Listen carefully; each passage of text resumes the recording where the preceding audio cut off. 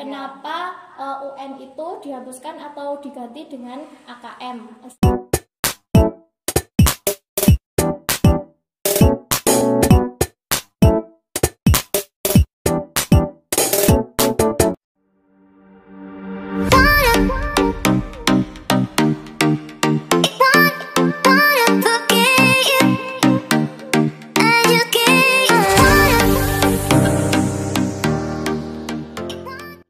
Assalamualaikum warahmatullahi wabarakatuh.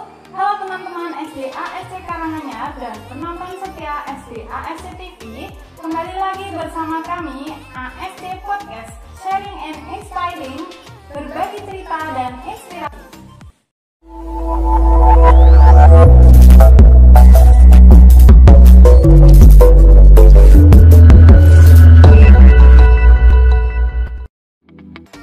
Halo teman-teman, kali ini ASC Podcast menampilkan host yang belum pernah tampil sebelumnya.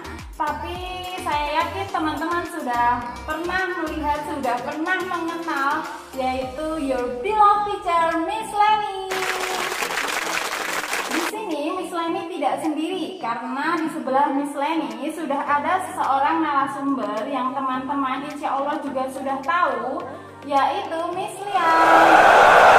Penasaran nggak sih kenapa kita ada Miss Lia di sini? Untuk apa ya? Kita mau bahas apa ya kira-kira? Kenapa kok ada Miss Lia di sini? Nah, sesuai dengan tema kita pada hari ini, yaitu TOR AKM Field ASC Olimpiad. Nah, bersama Bu Lia kita akan membahas hal tersebut. Langsung saja Bu Lia, sesuai dengan pernyataan dari Menteri Pendidikan dan Kebudayaan Pak Nadiem Makarim bahwa pemerintah akan mengganti mekanisme UN, salah satunya dengan AKM, Asesmen Kompetensi Minimum. Nah, di sini Bu Lia, bagaimana Bu latar belakang dari AKM itu sendiri? Sebelumnya perlu saya kenalan dulu? Ya, perkenalkan diri dulu Bu ya, biar teman-teman biar tambah akrab. Bismillahirrahmanirrahim. Assalamualaikum warahmatullahi wabarakatuh. Selamat pagi teman-teman yang ada di rumah, teman-teman SD ASC, wali murid ataupun pendengar setia podcastnya SD ASC. Alhamdulillah saya berkesempatan di sini untuk menyampaikan materi. Sebelumnya perkenalan dulu nggih, nama Aprilia Dwi Saraswati. Kegiatan sehari-hari mengajar di SD ASC terutama di kelas 6. Kalau di rumah seperti biasa menjadi ibu rumah tangga ya Bu Leni. Yang kelas 6 nih pasti sudah hafal sama Bu Lia. Untuk yang kelas 1 mungkin masih asing ya karena belum ada tatap muka dengan Bu Lia.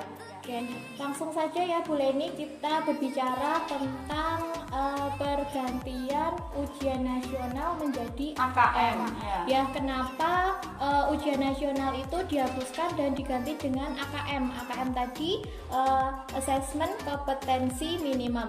Jadi gini, UN itu dinilai terlalu fokus pada kemampuan menghafal, membebani siswa serta orang tua dan juga guru juga. Kemudian UN itu juga dipandang tidak menyentuh kemampuan pengembangan kognitif serta karakter siswa. Jadi UN itu dibahas sebelumnya itu tidak mengarah ke karakter siswa. Jadi di AKM ini sebisa mungkin karakter siswa itu kita nilaikan. Kemudian dari evaluasi UN yang tahun-tahun kemarin, kemudian ada Pak Menteri yang baru, Pak Nadiem Makarim, meluncurkan sebuah program kebijakan pemerintah itu dengan bertajuk program Merdeka Belajar. Pernah dengar ya Merdeka Belajar? Oke, Merdeka Belajar ini program tersebut itu meliputi USBN, kemudian PPDB yang berbasis zonasi, kemudian juga UN yang dihapuskan dan diganti dengan AKM. Kemudian Bu Leni untuk menyelaraskan tentang UN dan AKM itu ya, UN dan AKM itu. Jadi AKM itu nanti itu berisi materi ataupun tes itu yang meliputi numerasi, terus literasi, serta karakter siswa. Jadi yang diujikan 3. Kalau UN kemarin kan juga 3, tapi UN itu kan mata pelajaran, ada IPA, bahasa Indonesia serta matematika. Kalau UKM ini nanti rencananya itu yang diujikan juga 3. Yang pertama ada numerasi atau matematikanya, yang kedua literasi membaca, terus yang terakhir itu ada karakter. Nah, untuk bentuk-bentuk soal nanti kita bisa bahas lagi ya Bu Leni. Itu gambaran umum kenapa UN itu dihapuskan atau diganti dengan AKM, Assessment Kompetensi Minimum. Gitu Bu Leni untuk latar belakang. Menurut Mas Menteri yang saya baca-baca, saya juga punya referensi dari Pusat Asesmen dan Pembelajaran BPPP, jadi Badan Penelitian dan Pengembangan dan Perbukuan Kementerian Pendidikan dan Kebudayaan tentang asesmen nasional. Ya, Buya ini menyampaikan apa yang telah disampaikan tadi itu sesuai dengan buku pedoman ya. Tidak asal-asalan menjawab, tapi memang ada buku pedoman yang menjelaskan tentang itu. Monggo Buya dilanjutkan. Oke. Tadi kita sudah belajar atau membicarakan tentang latar belakang UN dihapus menjadi AKM. Kemudian ada perbedaan pastinya ya antara UN sama AKM. Nah, di modul itu ada perbedaannya yang sangat signifikan, yang hampir sama dengan UN, cuman kita fokuskan ke karakter siswa. Yang pertama perbedaannya, kalau jenjang pendidikan jelas dari SD sampai SMA dulu ada UN, sekarang nanti digantikan ada AKM, itu juga sama dari SD sampai SMA atau SMK. Terus kemudian untuk level muridnya yang dulu Bu Leni UN ya, SD, SMP, SMA, SMP-nya kelas 3 ya, SMA-nya juga kelas 3 ya. Oke. Tapi untuk AKM ini nanti level muridnya itu untuk jenjang SD nanti akan diteskan itu di level 5 ataupun kelas 5. Ya, untuk yang SMP berarti di tengahnya, berarti kelas 8. Terus kemudian untuk SMA-nya berarti di tengah kelas 11. Oke. Itu nanti AKM insya Allah diluncurkan tahun 2021 ini, kita cobakan dari Kementerian Pendidikan dan Kebudayaan. Terus kemudian tadi ada levelnya, terus kemudian subjek muridnya yang kita kenakan nanti apakah seluruh atau beberapa saja. Nah, untuk UN kemarin kan teman Bu Leni semuanya ikut ya, dari satu kelas semuanya ikut. Tapi untuk AKM ini, nah pemerintah itu mengacak. Jadi nanti misalnya kelas 5 tahun ini nanti yang ikut AKM itu kemungkinan itu tidak semuanya. Jadi hanya beberapa yang diambil. Nah, yang ambil itu siapa? Yang ambil itu nanti dari data dari Dapodik, data pokok sekolah. Jadi nanti Kemendikbud itu akan mengambil anak-anak misalnya dari SD nanti diambil 20 ataupun 15. Nah, itu nanti sekolah itu tidak bisa mengubah, misalnya ini ada si A yang terdaftar ya untuk tes AKM itu, tapi dari sekolah pengen yang lainnya. Nah, dari sekolah itu tidak bisa mengajukan seperti itu. Jadi data itu sudah pokok dari pemerintah atau Kemendikbud. Jadi anak itu melaksanakan AKM ya itu tidak bisa diganti yang lain. Nah, jadi kalau misalnya UN itu kemarin satu kelas atau hitungannya seangkatan, tapi untuk AKM ini hanya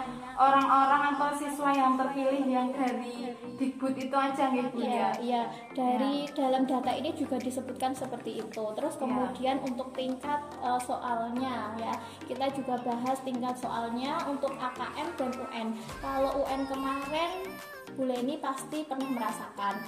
Nah, pelajaran dari 3 mapel pas SD pasti Bu Leni juga masih ingat. IPA, matematika sama bahasa Indonesia. Kira-kira dari 3 ini soalnya yang paling Bu Leni susah atau paling Bu Leni biasanya itu nilai matematika itu paling rendah, terus paling tinggi bahasa Indonesia. Oke. Nilai paling rendah matematika karena matematika banyak rumus ya Bu Leni. Nah, UN kita simpulkan ya, berarti UN itu memiliki tingkatan soal itu yang high-stake, jadi yang tinggi. Kita harus menghafal, harus memahami soalnya seperti itu. Terus kemudian kalau AKM itu bagaimana? Kalau AKM itu tingkat jenis soalnya itu low stake. Jadi maksudnya low stake ini kita ataupun nanti siswa itu diajarkan untuk bernalar, ya. Jadi tidak hanya sekedar mengerjakan soal, tapi juga bernalar, memahami sebuah soal itu. Ya. Terus kemudian untuk model soalnya hampir sama, pilihan ganda. Dulu pas ujian nasional itu ada pilihan ganda. Ya nanti anak-anak suruh melingkari ataupun menyilang. Kalau AKM ini bagaimana? AKM ini juga sama, nanti ada pilihan ganda maksudnya. Terus ada soal menjodohkan, isian singkat dan juga urean. Jadi lebih lebih menekankan jawaban diri dari siswa seperti itu. Jadi tidak plek. Misalnya ada soal yang menekankan jawabannya itu hanya satu itu saja, tapi kalau AKM ini bisa banyak jawaban yang penting menuju satu tujuan yang sama dalam soal atau dalam jawaban itu. Terus yang terakhir ini untuk perbedaan UN sama AKM untuk waktunya, waktu pelaksanaannya lah. Untuk UN kemarin kan kalau 3 mapel berarti 3 hari. Kalau SMP SMK ada 4 mapel ya berarti 4 hari. 1 hari 1 mapel. 1 hari 1 mapel. Tapi untuk AKM ini karena ada 2 asesmen nasional yang diujikan, tadi numerasi sama literasi, jadi pelaksanaannya hanya 2 hari. Cuman di dalam instrumen ini nanti saat pengerjaan numerasi nanti akan dibarengi dengan karakter tadi ya, karakter siswa. Jadi penilaian karakter tapi dalam bentuk soal juga. Terus itu perbedaan antara UN dan AKM dan UN. Nah, yang sekarang ini booming dibicarakan UN dihapuskan, terus diganti apa seperti itu. UN dihapuskan, terus tolak ukur kita mau masuk SMA apa tuh kayak gitu. Nah, ternyata ini diganti dengan AKM tersebut. Nah, tujuan dari AKM ini apa Bu Liat? Menurut buku panduan ini. Nah, kalau untuk tujuan dari asesmen nasional, jadi hampir sama ya Bu Leni. Kalau UN itu kan ujian nasional, kalau pergantian ini namanya asesmen nasional. Nah, tujuannya itu untuk menunjukkan apa yang seharusnya menjadi tujuan utama sekolah. Nah, Bu Leni, tujuan sekolah apa coba? Ya, yang di sini itu diutarakan bahwa tujuan utama sekolah itu yakni mengembangkan kompetensi ya, selain akademik dan non akademik itu dikembangkan di sekolahan. Terus kemudian yang terakhir itu adalah karakter siswa. Jadi pengembangan kompetensi sama karakter siswa. Kalau sebelum ada AKM ini mungkin kita menilainya hanya kompetensi akademik saja. Ya, kalau UN kemarin kan akademiknya saja, kompetensi akademiknya saja kan.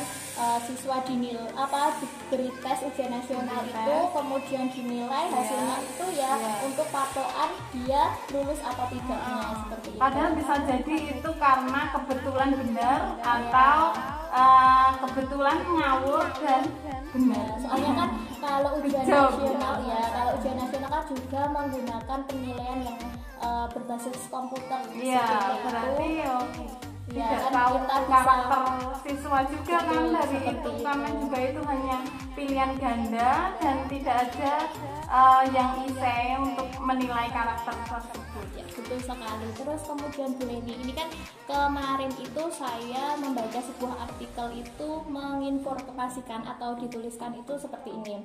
Nah, untuk menghadapi AKM itu siswa, guru, sekolah, serta orang tua itu tidak perlu mempersiapkan. Nah, kalau Bu Leni sendiri, apapun yang kita lakukan tidak dipersiapkan itu cocok apa tidak?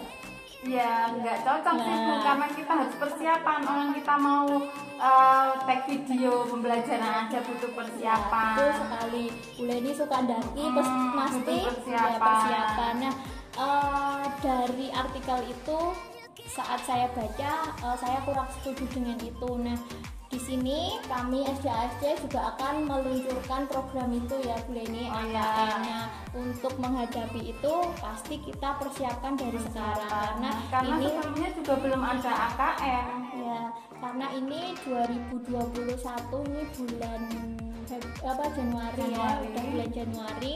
Nanti insya Allah 2021 bulan April sepertinya itu juga akan ada AKM, tapi karena pandemi seperti ini ya kita tidak tahu, tapi kita harus persiapan sedini mungkin. Ya baik Bu Lia, untuk persiapannya sendiri SDASC Karanganyar itu persiapannya bagaimana Bu Lia untuk menyambut AKM ini? Oke, dalam penyambutan AKM ini kami SDASC bekerja sama dengan Universitas Muhammadiyah Surakarta dan dibarengi dengan izin dari PDM serta Aisyah, kita akan melaksanakan yang namanya Olimpiade Matematika, yang mana di situ nanti soal-soalnya lebih mengarah ke soal numerasi atau matematika tadi. Mungkin kemarin sudah beredar untuk surat pemberitahuan itu.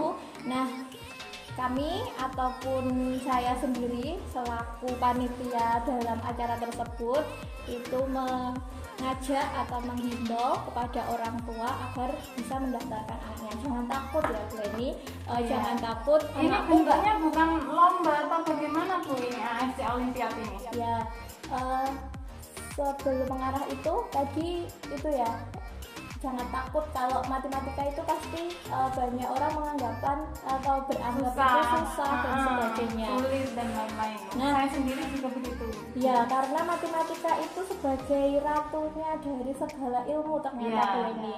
Jadi di sini di sini dengan adanya Olimpiade Matematika yang berbasis dengan AKM ini, tujuannya kita akan mengajarkan atau kita akan memetakan anak-anak dari kelas 1 sampai kelas 6. Jadi harus diikutkan biar yang pertama dapat ilmu, dapat pengalaman dan sebagainya. Jangan takut, anak saya itu nggak bisa berhitung, nggak bisa matematika dan sebagainya. Kalau bisa diikutkan saja. Nanti dari situ anak-anak itu nanti bisa dapat selain pengalaman juga dapat ilmu, seperti itu Bu Leni. Untuk tujuan dari kita mengadakan Olimpiade Matematika ini yang berbasis dengan soal AKM, spesifiknya itu di numerasi. Untuk sasarannya nanti dari kelas 1 sampai kelas 6 kita akan mengadakan semuanya. Jadi nanti dibagi untuk kelas bawah itu kelas 1 sampai kelas 3, untuk kelas atasnya kelas 4 sampai kelas 6. Jadi meskipun masih kelas 1 baru kemarin masuk sekolah seperti itu, masuk diikutkan ke dalam AKM itu tidak apa-apa. Nanti kan level soalnya itu kan juga berbeda pastinya untuk kelas bawah dan kelas atas ya, seperti itu. Kemudian alhamdulillah ini kita mengadakan Olimpiade Matematika ini juga banyak yang support juga tadi dari PDM sama PDA Aisyah tadi. Nah, harapan kita itu orang tua juga bisa mendukung atau mensupport anak-anak biar bisa mengikuti Olimpiade Matematika ini. Nah, untuk hasil atau apa nanti akan kita sharekan setiap anak itu. Jadi nanti si A hasilnya bagaimana dari hasil AKM numerasi tadi, nanti kita akan hasil apa kita bagikan. Jadi nanti dari hasilnya itu pasti kita akan mendapatkan pemetaan. Jadi soal nomor 1 itu berapa anak yang bisa dan sebagainya. Jadi kalau tidak ikut pun nanti mungkin rugi ya Bu Leni. Iya, rugi. Orang itu juga biayanya juga tidak mahal dan itu ASC mengadakan, belum tentu di tempat lain itu mengadakan hal seperti ini. Ya Bu Leni, jadi kita gebrakan untuk untuk menghadapi AKM ini. Jadi sedini mungkin kita membekali kepada anak-anak dari kelas 1 sampai kelas 6. Nah, nanti untuk kelas bawah pun juga tidak akan rugi, kita ikut nanti bisa jadi untuk di kelas 5-nya yang akan ada penilaian tadi dari kelas 1 sampai kelas 3 sudah tahu, oh bentuk soalnya itu seperti ini, nanti ngerjainnya seperti ini. Meskipun masih kelas bawah dan AKM-nya itu masih kelas 5, tapi bisa buat latihan juga, buat persiapan, karena memang anak-anak nanti bisa saja AKM-nya sebentar lagi malah terus grogi dan menjadi blank kayak gitu. Ya, terus kemudian untuk waktu pelaksanaan ini saya infokan juga untuk pelaksanaan nanti di hari Sabtu dan Ahad tanggal 23 dan 24. Jadi nanti kita ada 2 hari, tapi sebenarnya ada 3. Nanti untuk yang hari ketiga ini boleh ikut atau tidak gitu. Nah, untuk hari yang Sabtu nanti ada tryout boleh nih. Jadi sebelum tryout nanti ada informasi dulu pengerjaannya nanti seperti apa dan nanti harus butuh apa seperti itu. Nah, di hari Sabtu nanti ada tryout kelas atas dan kelas bawah, kita bagi waktunya. Yang kelas atas jam 10 sampai 11.30, untuk kelas bawah jam 8 sampai jam 10 seperti itu. Terus kemudian itu yang hari Sabtunya, kemudian yang hari Ahad nanti kita ada tes. Jadi anak-anak langsung mengerjakan tes yang sudah dipersiapkan dari tim AKM itu sendiri. Terus kemudian di hari selanjutnya mungkin 2 hari atau 3 hari dari tes nanti kita akan informasikan ada pembahasan melalui Zoom meeting. Jadi pembahasan soal yang sudah dikerjakan tadi. Betul sekali. Jadi teman-teman yang ikut pembahasan soal nanti bisa mengikuti di Zoom meetingnya SDASC seperti itu. Jadi kami dari sekolah itu sebelum ada AKM ini, sebelum disosialisasikan atau sebelum diajarkan, diteskan, kita sudah punya ancang-ancang dulu, kita sudah punya persiapan terlebih dahulu. Nah, itu gambaran umum tentang ASC ASC Olimpiad untuk menghadapi AKM. Jadi sekali lagi saya menghimbaukan kepada orang tua ataupun siswa-siswi kelas 1 sampai kelas 6 SDASC terutama, mari kita sukseskan bareng untuk acara ini. Kita ikuti, hanya murah, tapi mungkin dengan murah itu sekolah lain tadi Bu Leni bilang sekolah lain itu mungkin belum melaksanakan seperti ini. Jadi kita melaksanakan sedini mungkin, secepat mungkin, biar anak-anak dan orang tua itu tahu nanti kalau udah lulus dari SDASC ini apa sih yang mau diujikan, biar saya bisa mendapatkan ijazah seperti itu. Terima kasih Bu Lia yang sudah hadiri podcast kami. Terima kasih juga informasinya yang sudah menjelaskan tentang AKM dan ASC Olimpiad. Terima kasih juga kepada teman-teman yang setia menonton ASC Podcast episode kali ini. Selalu mengikuti channel kita SDASC TV dan segera daftarkan diri kalian ke wali kelas masing-masing paling lambat tanggal 20 Januari 2021. Jangan lupa ikuti channel SDASC TV dan selalu nyalakan lonceng agar bisa mengikuti informasi selanjutnya. Sekian podcast pada hari ini. Bu Leni dan Bu Lia mohon undur diri. Wassalamualaikum warahmatullahi wabarakatuh.